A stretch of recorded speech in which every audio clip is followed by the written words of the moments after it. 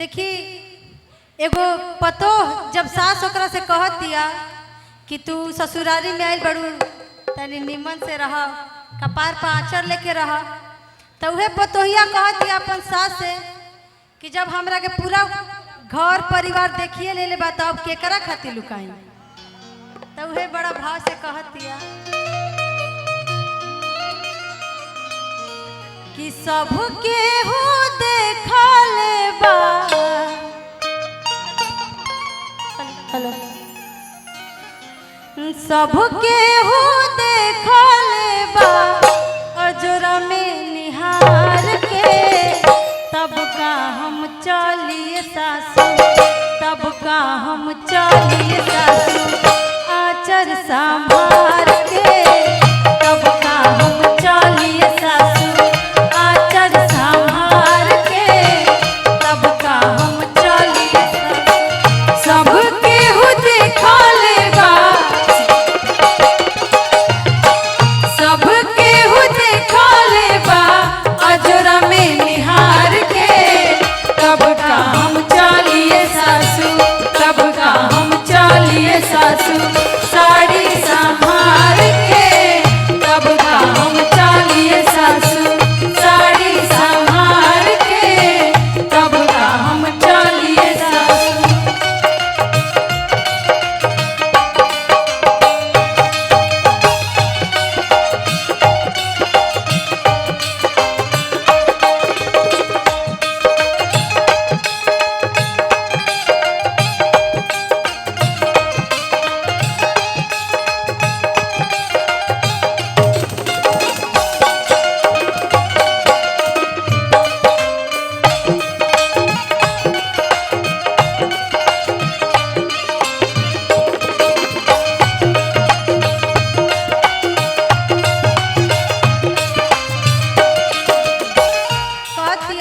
पतोहिया अपन सास से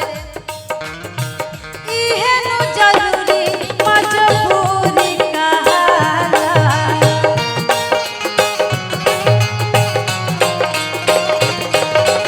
पापा जी दुआरे पकड़वले जयमाला,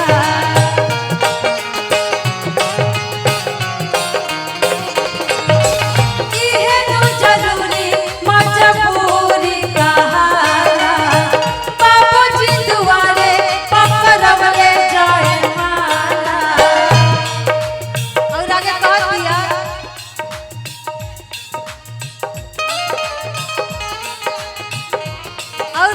अपन सब देवर लोग के दोस्त साथ में कहत दिया लफुआ लफंगा देखले। देखी कहत दिया कि खाली हमरा घर के लोग ना बाहर के लोग सब कुछ देख ले बा। आ कैसे देखले बा? लफुआ लफंगा देखले ठहका मारी मार के, लफुआ लफंगा देखले ठहका मारी मार के, तब का हम चलिए सासू, तब का हम चलिए सासू साड़ी संभार के, तब का हम चलिए सासू साड़ी संभार के, तब का हम चलिए सासू।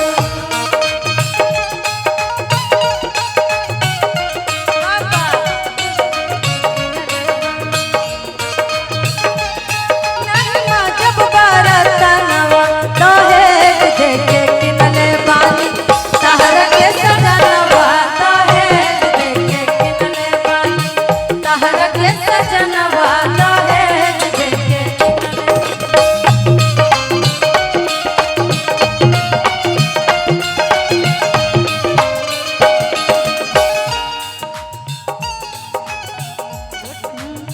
रोटी भात पकाई नहीं माँ जब बरतनवा,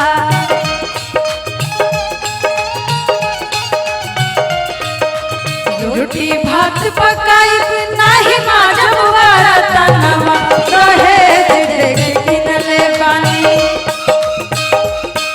दहेज देके किनले बानी, तहरा के सजनवा दहेज देके किनले बानी, तहरा के सजनवा दहेज देके किनले बानी।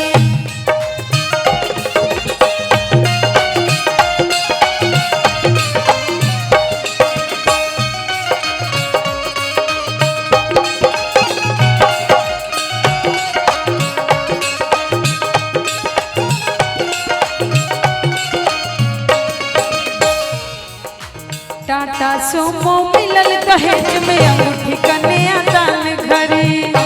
कन्या दान घड़ी हो कन्या दान घड़ी हाथ घड़ी रुसलाता पवला चार भर